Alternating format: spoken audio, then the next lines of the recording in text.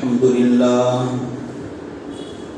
لله نحمده ونستعينه ونستغفره ونؤمن به ونتوكل عليه ونعوذ بالله من شرور أنفسنا ومن سيئات أعمالنا من يهده الله فلا مضل له ومن يضلله فلا هادي له ونشهد أن لا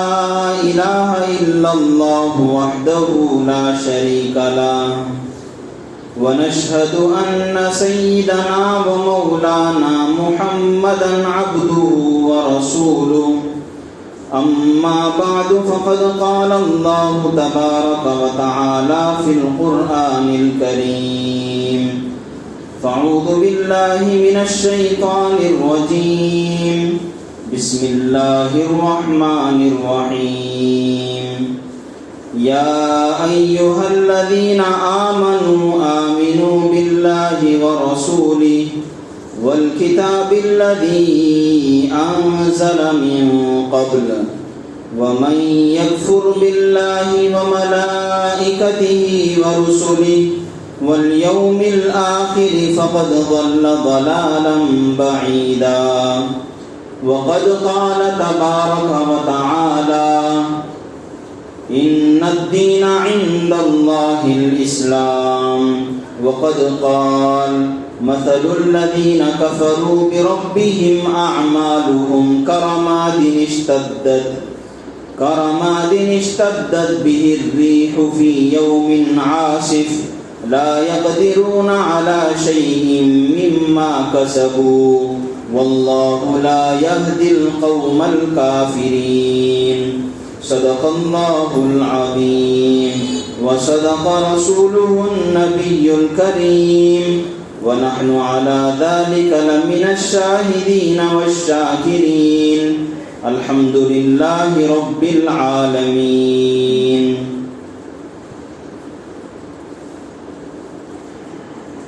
بزرگان محترم، عزیز نوجوان بھائیوں، دوستوں، گزشتہ جمعہ آپ حضرات کے سامنے یہ بات لائی گئی تھی کہ اللہ تبارک و تعالیٰ نے قرآن کریم کے اندر مسلمانوں سے خطاب کرتے ہوئے یہ بات فرمایا کہ یا ایھا الذین آمنوا ادخلوا فی السلم کافۃ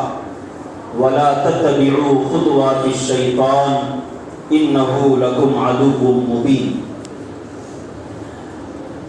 اے ایمان والوں، یا ایھا الذین آمنوا، ایمان والوں سے خطاب تھا کہ ادخلوا فی السلم، کہ جب اسلام کے اندر داخل ہو تو ایسے داخل ہو کہ کافہ، ہر اعتبار سے کمپلیٹلی داخل ہو. ایسا نہیں کہ اسلام کے دین کے کچھ احکامات پر عمل تو کر لیتا ہو، قبول تو کر لیتا ہو، لیکن اسلام کے بعض تعلیمات کو قبول نہ کرتا ہو یا ان پر عمل نہ کرتا ہو. بلکہ جب آدمی اسلام قبول کر چکا ہے، ایمان لا چکا ہے، کلمہ طیبہ لا الہ الا اللہ محمد الرسول اللہ کہتا ہے، تو اسی صورت میں اس آدمی کو چاہیے کہ کلمے کے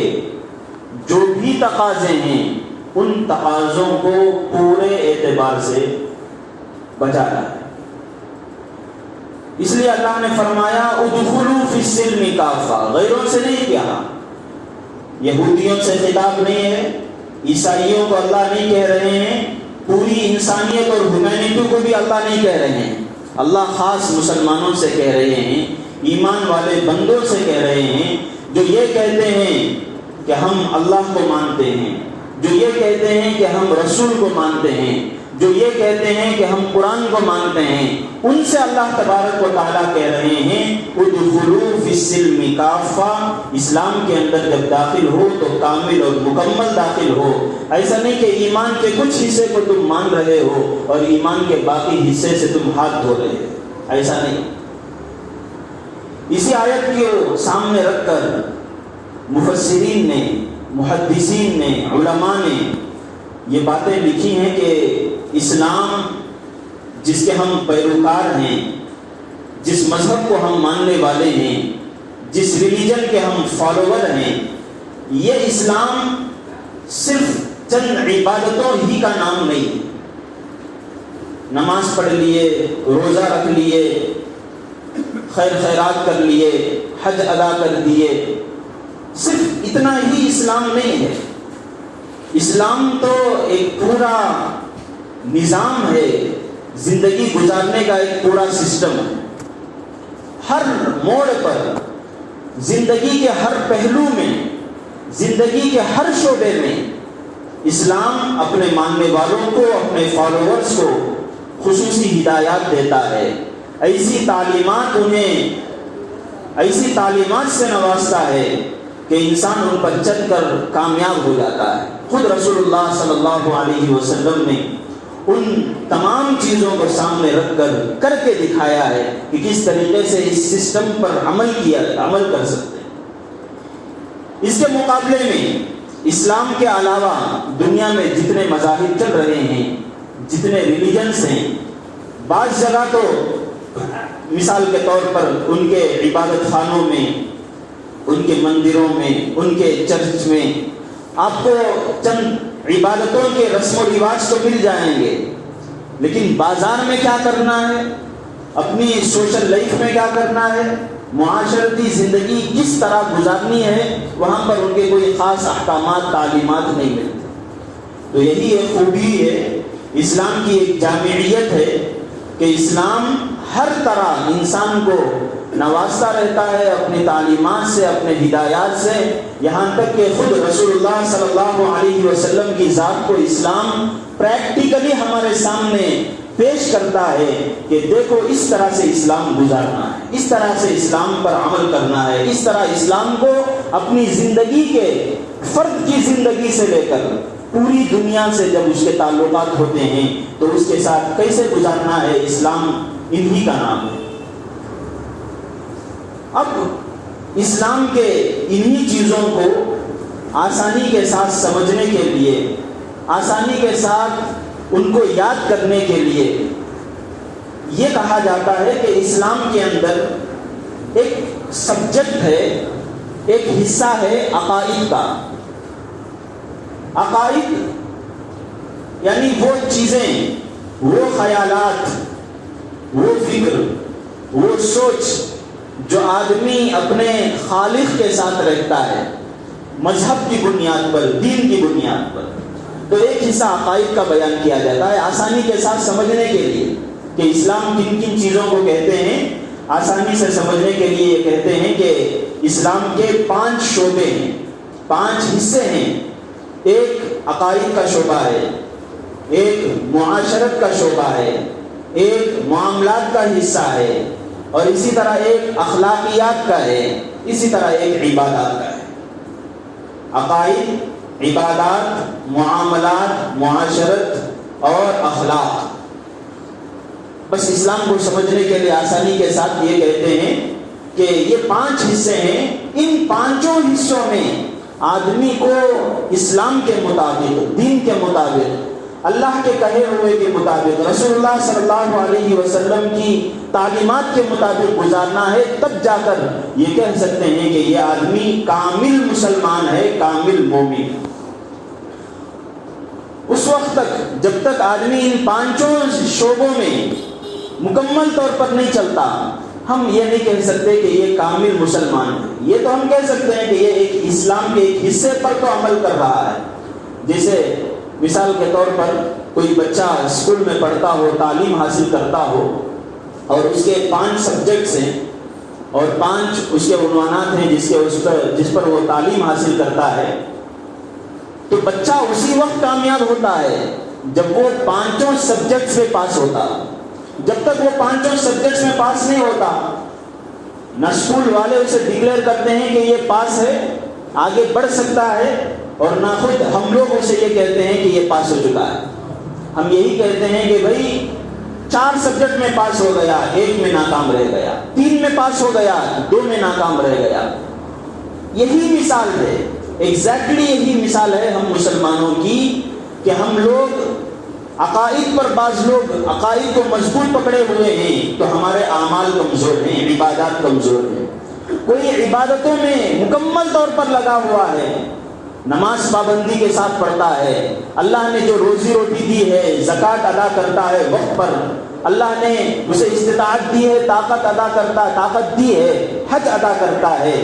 ایمان ہے اس کا، عقائد پر بھی عمل ہے، ان چیزوں پر بھی عمل ہے، لیکن اس کی بازاری زندگی جا کر دیکھیں، بازار میں کھوٹ، جھوٹ بولتا ہے، سود پر کاروبار کرتا ہے، 2 سبجیکٹ میں تو پاس ہو گیا لیکن معاملات کا جو اسلام کا سبجیکٹ تھا اس میں ناکام ہو گیا۔ یا پھر یہ کہ عبادتوں میں بہت بہترین لیکن اس کی معاشرتی زندگی، گھریلو زندگی، گھر والے اسے کیسے سمجھتے ہیں، ماں باپ اس سے ناراض ہیں، ماں باپ راضی نہیں، بچوں کے حقوق وہ کامل طور پر پورا نہیں کرتا،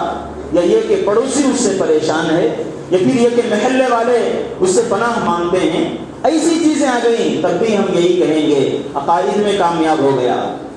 اور عبادات میں تو یہ 100% کامیاب ہو گیا، معاشرت کے سبجیکٹ میں ناکام ہو گیا۔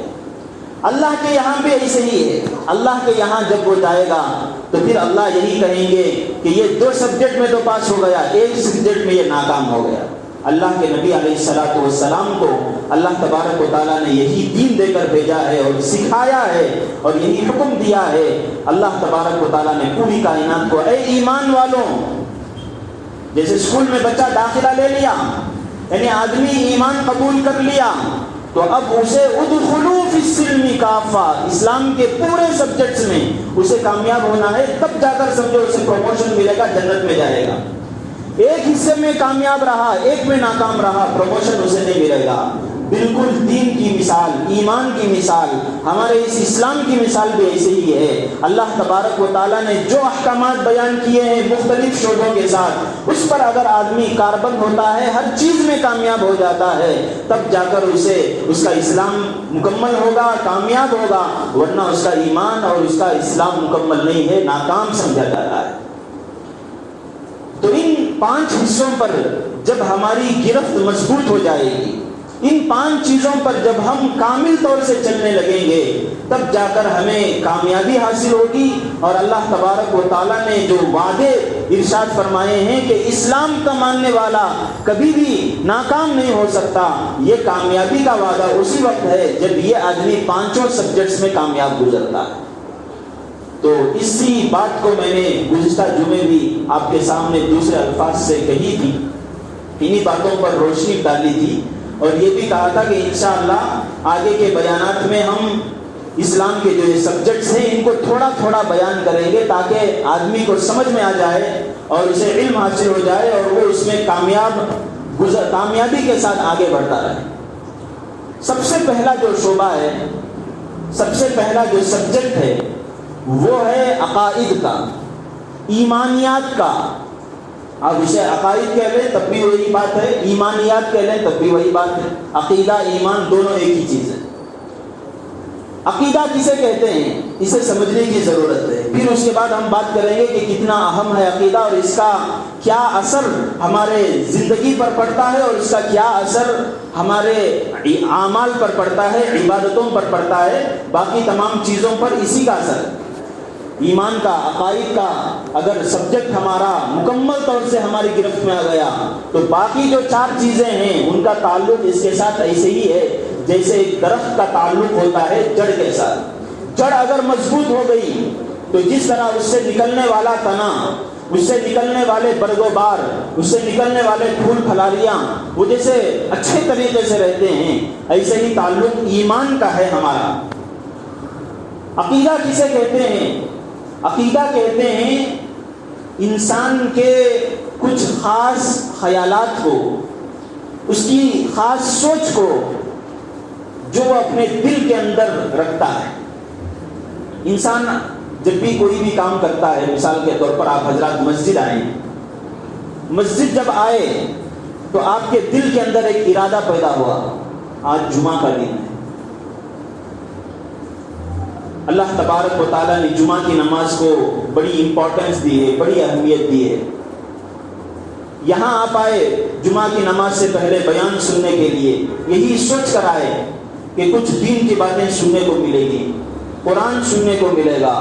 اور اللہ کے نبی کی ہدایت ہمیں سننے کو ملے گی، یہی سوچ کر آئے ہیں۔ اب یہ جو سوچ کر آپ حضرات یہاں پر آئے ہیں، اس سوچ کی بھی ایک بنیاد ہوتی ہے۔ ایک آدمی کوئی بھی کام کرتا ہے، جیسے آپ یہاں پر آئے، یا پھر اس کا اور بھی کوئی رکھ لیجئے، کوئی مثال کے طور پر کوئی آدمی اچھا کام کوئی بھی کرتا ہے، غربا پر خرچ کرتا ہے، تو اسے دل میں یہ بات آتی ہے کہ آج میں جو خرچ کروں گا کل اللہ تبارک و تعالیٰ مجھے دیں گے، میں جیسے اپنے کمزور لوگوں پر سخاوت سے میں کام لوں گا، کل قیامت کے دن اللہ مجھے بھی یہ دے گا۔ تو آدمی جو بھی کام کرتا ہے اس سوچ اور اس خیال کی ایک بنیاد ہوتی ہے۔ اب وہ بنیاد کیا ہے؟ مثال کے طور پر آپ یہاں آئے جمعہ کی نماز کے لیے یا دین سیکھنے کے لیے، قرآن کی ایک بات مل جائے گی، حدیث کی ایک بات مل جائے گی، نبی علیہ الصلوۃ والسلام کی کوئی سنت ہمیں معلوم ہوگی۔ یہ جو سوچ کر آئے اس کی بنیاد یہ ہے کہ آپ دل کے اندر یہ بات رکھتے ہیں کہ اللہ نے یہ چیزیں ہمارے لیے رکھی ہیں۔ اسی بنیاد کا نام ہے عقیدہ، اسی بنیاد کا نام ہے عقیدہ۔ ایک آدمی اچھے کام کرتا ہے یہ سوچ کر کہ میں اگر یہ کروں گا تو مالک مجھے اور بھی عطا کرے گا، تو یہ جو سوچ کر وہ کام کر رہا ہے اس کی ایک بنیاد ہے۔ وہ کیا ہے کہ اگر میں خرچ کروں گا تو اوپر والا مجھے دے گا۔ ایک آدمی ظلم کر رہا ہے، ظلم کرنے سے وہ بچ گیا، یا پھر کوئی کسی کو الزام لگا رہا ہے، تو الزام لگا رہا ہے، ظلم کر رہا ہے، تو اس کا ایک مائنڈ سیٹ یہ بنا ہوا ہوتا ہے کہ کل مجھے کوئی دیکھنے والا نہیں ہوگا۔ ہم لوگ بھی آپس میں کہہ لیتے ہیں، مثال کے طور پر گھروں کے اندر یا پھر باہر کوئی آدمی کسی پر ظلم کر رہا ہے تو ہم لوگ یہی کہتے ہیں کہ اسے کسی کا خوف نہیں ہے، آج یہ کر رہا ہے کل اس کے ساتھ بھی ایسا کیا جائے گا، یہ اسے کوئی خیال نہیں ہے، اسی وجہ سے یہ کام آدمی کر رہا ہے۔ تو آدمی جو بھی خیالات رکھتا ہے ان خیالات کی ایک بنیاد ہوتی ہے، اسی کا نام ہے عقیدہ۔ عقیدہ جیسے ہوگا آدمی کا عمل بھی ویسے ہی ہوتا ہے۔ اسی لیے میں نے کہا کہ یہ عقیدہ کہہ لیجئے اسے، یا پھر ایمان کہہ لیجئے، ایمان جیسے ہوگا ویسے ہی اس کے اعمال صادر ہوں گے۔ ایمان اگر ٹھیک نہیں ہے، دین کے بتائے ہوئے کی طرح اس کا ایمان نہیں ہے، تو پھر اس کے بعد جو بھی اعمال ہوں گے اللہ کے نبی کے نزدیک یا اللہ تبارک و تعالیٰ کے نزدیک اس کی کوئی اہمیت نہیں۔ تو عقیدہ سمجھ لیے ہوں گے، عقیدہ کہتے ہیں ایک بنیاد کو جس سے آدمی جس بنیاد پر اس کی سوچ بنتی ہے، اس کی فکر کو ترقی ملتی ہے، اس کا ایک مائنڈ سیٹ تیار ہوتا ہے، وہ مائنڈ سیٹ تیار ہونے کے بعد وہ آگے کچھ کام کرتا ہے، اس کو کہتے ہیں عقیدہ۔ یہ جو بنیاد ہے اس کو کہتے ہیں عقیدہ۔ اللہ تبارک و تعالیٰ کے نزدیک یہی عقیدہ بنیادی چیز ہے۔ یہ اگر ٹھیک ہے تو اس کے اعمال قبول ہوں گے، یہ اگر ٹھیک نہیں ہے اور اس کے اندر اگر کچھ جھول ہے، کچھ کمی ہے، تو اس کے ایمان تو اس کے اعمال بھی اللہ کے نزدیک کوئی خاص نہیں۔ اس کو ایک واقعے سے میں سمجھاتا ہوں تاکہ ہمیں معلوم ہو جائے کہ اس کی کتنی اہمیت ہے، رسول اللہ صلی اللہ علیہ وسلم نے بھی کتنی اہمیت۔ جنگ بدر کا موقع یا جنگ احد کا موقع تھا، جنگ احد کا موقع تھا غالباً۔ آپ حضرات جانتے ہیں جو سیرت پڑھے ہوئے ہیں، رسول اللہ صلی اللہ علیہ وسلم کی زندگی کو جانتے ہیں، تو اندازہ ہوگا کہ جنگ احد جو لڑی گئی تھی نبی علیہ الصلوۃ والسلام کے زمانے میں، ایک طرف مسلمان ہیں 1000 کا لشکر، اور اس طرف اپوزٹ میں جو کفار اور مشرکین تھے ان سے ڈبل ٹربل تھے۔ یہ جو مسلمان تھے 1000 پر مشتمل، اور سامنے والے کفار اور مشرکین مکے کے جنگ بدر کا بدلہ لینے کے لیے آئے تھے، ان سے ڈبل ٹربل تھے۔ جنگ احد میں جب مسلمان آپس میں منافقین کی کچھ سازش کی وجہ سے ایسا ہوا کہ جنگ کے میدان میں اترنا ہے، ایک منافق نے عبداللہ ابن ابی نے اپنے 300 ساتھیوں کو لے کر الگ ہو گیا۔ 700 لوگ ہیں صرف، اور ان کے مقابلے میں جو ہے وہ ان سے ٹرپل یا اس سے آگے اتنی بڑی فوج کا مقابلہ کرنا ہے۔ ایسے موقع پر اس زمانے کا ایک زبردست پہلوان آتا ہے رسول اللہ صلی اللہ علیہ وسلم کے پاس، آ کر کہتا ہے کہ مجھے یہ بات پتہ چلی اور یہ بات میرے علم میں لائی کہ آپ کا مقابلہ ہو رہا ہے کفار اور مشرکین کے ساتھ. آپ تو مجھے جانتے ہیں کہ میں کتنا بہادر ہوں، مجھے کتنی طاقت ہے، میں یہ چاہتا ہوں کہ آپ کا ساتھ دوں. یہ جب وہ آیا تو جو صحابہ اکرام موجود تھے وہ یہ سوچنے لگے کہ کاش اللہ کے نبی علیہ الصلوۃ والسلام اس کی درخواست کو قبول کر کے اس کو ہمارے ساتھ شامل کر لیں، اس لیے کہ یہ بڑا بہادر ہے، بڑا طاقت والا ہے، بڑی زبردست جنگی مہارت رکھتا ہے. یہ اگر ہمارے سپورٹ میں آ گیا تو کئی ساروں کو یہ خود آدمی پچھاڑ سکتا ہے. لیکن قربان جائیے، اللہ کے نبی علیہ الصلوۃ والسلام نے اس موقع پر بھی ہمیں جو بات سکھائی، اللہ کے نبی نے اس سے یہی سوال کیا، کیا تم اللہ پر اور مجھ پر ایمان رکھتے ہو؟ کیا تم مجھے اللہ کا پیغمبر مانتے ہو؟ کیا تم اللہ کو خالق مالک مانتے ہو، رازق مانتے ہو؟ تو اس نے کہا کہ نہیں. تو اللہ کے نبی علیہ الصلوۃ والسلام نے کہا کہ پھر تمہاری مجھے ضرورت نہیں. جنگ کے موقع پر اب یہ اگر آتا بھی تو کئی ساروں کو یہ ختم کر سکتا تھا، لیکن اس موقع پر بھی اللہ کے نبی علیہ الصلوۃ والسلام نے قبول نہیں کیا. پھر وہ چلا گیا، پھر چند صحابہ کو اپنے سپورٹ میں بات کرنے کے لیے لے کر آیا اور آ کر پھر دوبارہ یہ کہنے لگا کہ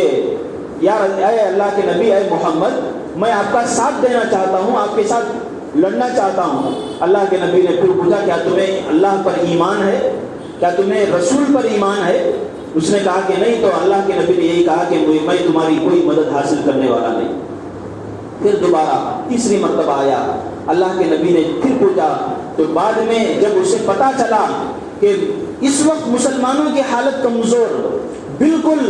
کسی بھی طرح سے وہ مد مقابل کے سامنے کھڑے ہونے کے بھی لائق نہیں، پھر بھی یہ اپنے اللہ پر اور اپنے ایمان پر اتنا جب مضبوطی کے ساتھ جمے ہوئے ہیں، یقیناً اس دین کے اندر، اس ایمان کے اندر، اسلام کے اندر کوئی نہ کوئی طاقت ہوگی جو ان کو اندر سے سپورٹ کر رہی ہوگی. یہ سوچ کر اس نے کہا کہ اب میں اللہ پر ایمان رکھتا ہوں، آپ کے اس یقین کو میں دیکھ کر میں بھی ایمان قبول کرتا ہوں. پھر اللہ کے نبی علیہ الصلوۃ والسلام نے اس کو ساتھ لیا اور پھر اس کے بعد جنگ احد میں شرکت ہوئی، اور اس کے بعد جو جنگ احد کا جو واقعہ ہے اس وقت جو بھی باتیں ہوئی وہ اس کے بعد ہوئی. تو اس واقعے سے میں آپ حضرات کو یہ پیغام دینا چاہتا ہوں کہ اللہ کے نبی علیہ الصلوۃ والسلام نے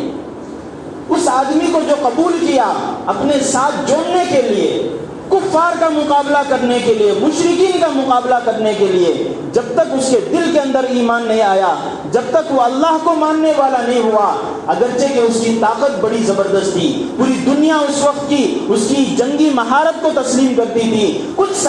اس وقت صحابہ کے دل کے اندر ایک بات پیدا ہو چکی تھی. کچھ صحابہ بھی آ کر نبی علیہ الصلوۃ والسلام کو اکیلے میں مل کر بتا رہے تھے کہ یا رسول اللہ، اس کو اپنی ٹیم میں داخل کر لیجئے، وہ ہمارے ساتھ اگر ہوگا تو زبردست کارنامے انجام دے گا. لیکن جب تک اس نے ایمان قبول نہیں کیا، جب تک اس نے اللہ تبارک و تعالیٰ پر اس کا یقین نہیں ہوا، رسول اللہ صلی اللہ علیہ وسلم نے اسے قبول نہیں کیا. اور یہی چیز بار بار اللہ تبارک و تعالیٰ نے قرآن کریم کے اندر بیان فرمایا ہے اور کہا ہے کہ یہ جو کفار اور مشرکین ہیں، اگرچہ کہ یہ کچھ کام کر لیتے ہوں، ہمیں نظر آ جاتا ہو کہ یہ کچھ نیکی کا کام کر رہے ہوں، لیکن اللہ پر انہیں یقین نہیں ہے، رسول اللہ صلی اللہ علیہ وسلم پر انہیں یقین نہیں ہے. اللہ تبارک و تعالیٰ فرماتے ہیں، ایک جگہ اللہ فرماتے ہیں کہ یہ جو کفار ہیں، یہ جو عمل کر رہے ہیں، ان کی مثال اللہ کے نزدیک ایسی ہی ہے کرماد اشتدت بہ الريح فی یوم عاصف، کہ جس طریقے سے ایک طوفان میں، آندھی میں دھول کو اور معمولی سی مٹی کو ہوا، تیز و تند ہوا ادھر سے ادھر لے کر چلے جاتی ہے، ادھر سے ادھر لے کر چلے جاتی ہے، اور تھوڑی ہی دیر میں یہاں کی دھول وہاں ختم ہو جاتی ہے. مٹی کا بہت بڑا ڈھیر کیوں نہ موجود ہو، ہوائیں اگر چلتی ہیں تو پتہ نہیں کہاں سے کہاں اسے ختم کر دیتی ہیں. اللہ کے نبی علیہ الصلوۃ والسلام نے خود اپنے عمل سے اور خود اللہ تبارک و تعالیٰ نے فرمایا کہ مثل الذین کفروا بربہم اعمالهم کرماد اشتدت بہ الريح فی یوم عاصف، کہ اگر ایمان نہیں ہے تو پھر اعمال کا اثر ایسا ہی ہے کہ کبھی اس طرف ہو سکتے ہیں کبھی اس طرف ہو سکتے ہیں. ایک آدمی اس کے اندر ایمان نہیں, اللہ کے لیے کرنے کا کوئی جذبہ اس کے اندر نہیں ہے, آج اس کا مائنڈ سیٹ ادھر ہے, آج اس کا خیال اس طرف ہے, آج اس طرف ہو سکتا ہے وہ آدمی, کل اس کا دماغ بدل گیا پھر بھی اس طرف جا سکتا ہے. آج اس کام کو وہ نیکی سمجھ کر رہا ہے, کل اس کا دماغ یہ کہہ رہا ہے کہ نہیں وہ نیکی ہے, تو وہ کام کرنے لگے گا. تو اللہ کے نبی نے, اللہ تبارک و تعالیٰ نے یہی مثال دی کہ ایمان اگر نہ ہو, یقین آدمی کا مضبوط نہ ہو, تو یقین نہ ہونے کی بنیاد پر آدمی کے جو اعمال ہیں وہ کبھی اس طرف ہو سکتے ہیں کبھی اس طرف ہو سکتے ہیں. آدمی یہاں سے وہاں پہنچ جاتا ہے, وہاں سے یہاں پہنچ جاتا ہے. تو میں بات جو شروع کیا تھا وہ یہ تھا کہ عقیدہ کسے کہتے ہیں. اب یہ عقیدے کیا کیا ہیں وہ آگے آپ حضرات کے سامنے انشاءاللہ اگلے جمعوں میں آپ حضرات کے سامنے میں ان کو لاؤں گا. تو عقیدہ میں بتا رہا تھا کہ عقیدہ کس کو کہتے ہیں. عقیدہ اس بنیاد کو کہتے ہیں, اس اساس کو کہتے ہیں کہ جس پر بہت سارے خیالات آدمی کے نکلتے ہیں اور اس کا عمل ویسے ہوتا ہے. اللہ تبارک و تعالیٰ نے, اللہ کے نبی علیہ الصلوۃ والسلام نے اسی کو ایک جگہ حدیث کے اندر دل سے تشبیہ دی اور فرمایا کہ جیسے دل ہے, یہ دل جب ٹھیک رہے گا تو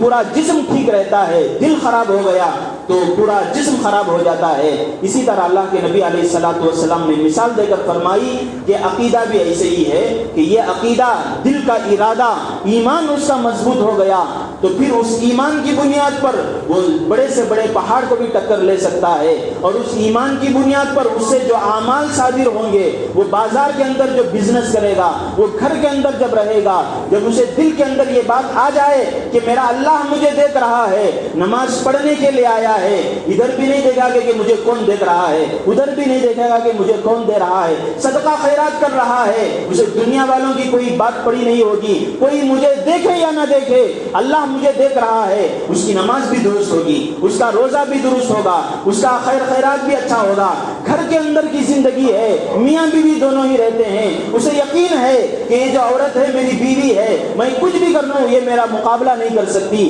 اور یہ سوچ کر ظلم کرنے کے لیے ابھی اگر اسے شیطان ورغ لائے, لیکن اللہ کے دیکھنے کا اسے یقین ہو, گھر کے اندر کوئی نہیں دیکھ رہا, تب بھی اپنی بیوی پر ظلم نہیں کرے گا. باہر بازار کی زندگی دیکھ لیجئے, معاملات کی زندگی, وہاں پر دکان میں کبھی کبھار ایسا ہوتا ہے کہ گراہک آ گیا, اسے دل یہ کرتا ہے کہ میں اسے دھوکہ دے دوں, دل تو یہ کرتا ہے کہ میں اسے اس چیز کا, اس آئٹم کا کوئی عیب چھپا کر میں اس کے سامنے پیش کر دوں, لیکن اس کے دل کے اندر یہ ہو کہ اللہ مجھے دیکھ رہا ہے, اسے پھر آگے کچھ گڑبڑی کرنے کا من پیدا نہیں ہوگا, جی اس کا نہیں کرے گا. تو یہ میں نے کہا تھا کہ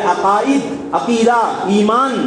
یہ ایسی چیز ہے, بنیادی چیز, کہ اسی سے پورے انسان کے عبادات بھی لگے ہوئے ہیں, اس کی معاشرت بھی ہے, اس کے معاملات بھی ہیں, پوری زندگی اسی پر بنیاد ہے.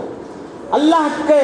تو یہ عقیدے کی اہمیت ہوئی. اب عقیدے کن کن پر ہمیں لانا ہے یہ میں انشاءاللہ آئندہ بیان کروں گا. ایمان مفصل جس کو ہم پڑھتے ہیں, آمنت باللہ و ملائکتہ و کتبہ و رسلہ والیوم الآخر والقدر خیرہ و شرہ من اللہ تعالی, کہ میں ایمان لاتا ہوں اللہ پر, میں ایمان لاتا ہوں اللہ کے فرشتوں پر, میں ایمان لاتا ہوں اللہ کے رسولوں پر, میں ایمان لاتا ہوں اللہ کے پیغمبروں پر, میں ایمان لاتا ہوں تقدیر پر, میں ایمان لاتا ہوں قیامت کے دن پر, اور میں اس پر بھی ایمان لیتا ہوں کہ کل قیامت کے دن مجھے دوبارہ زندہ کیا جائے گا. ان چیزوں کو انشاءاللہ آپ کے سامنے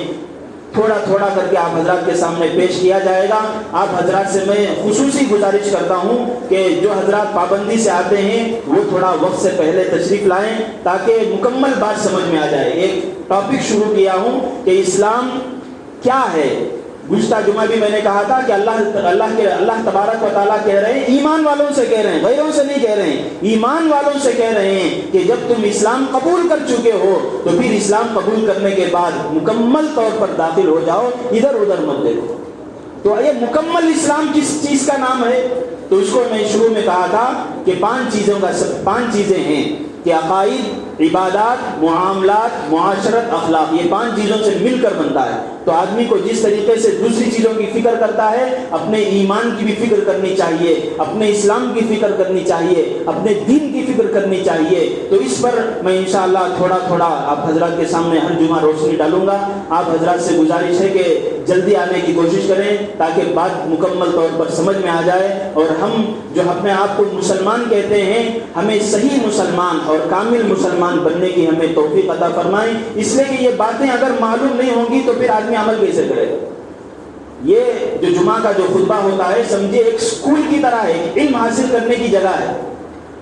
کئی سارے ہیں بچے ہیں باقاعدہ اسکول میں جاتے ہیں، کچھ نہ کچھ سیکھ کر آتے ہیں. اب یہاں جو بیٹھے ہوئے ہیں بڑی عمر کے لوگ، کوئی کسی بزنس میں لگا ہوا ہے، کوئی کسی کام میں لگا ہوا ہے، کوئی کسی اور جگہ لگا ہوا ہے. علم حاصل کرنے کا کوئی خاص راستہ نہیں اس وقت. تو اس لیے آپ حضرات سے گزارش کرتا ہوں کہ جمعے کے موقع پر کم از کم آدھا گھنٹہ یہاں پر آپ جلدی سے آ جائیں اور آ کر ان چیزوں کو حاصل کریں. علم اگر چیز آ گئی، معلومات اگر اسے ہو گئے، تو پھر اس کے بعد خود اس کا علم اسے صحیح طور پر عمل کرنے کی طرف اسے ابھارے گا، اسے اللہ تبارک و تعالیٰ اسے توفیق دیں گے. تو اس لیے میں گزارش کرتا ہوں کہ ان چیزوں کو جانیے، اس کے لیے باقاعدہ طور پر سمجھ کر ان چیزوں کو آگے بڑھیے. اللہ تبارک و تعالیٰ سے دعا ہے کہ اللہ ان باتوں کو ہمیں سمجھنے کی اور ان باتوں کو سمجھ کر ان کے اوپر اپنی زندگی گزارنے کی توفیق عطا فرمائیں. وآخر دعوانا الحمدللہ رب العالمین.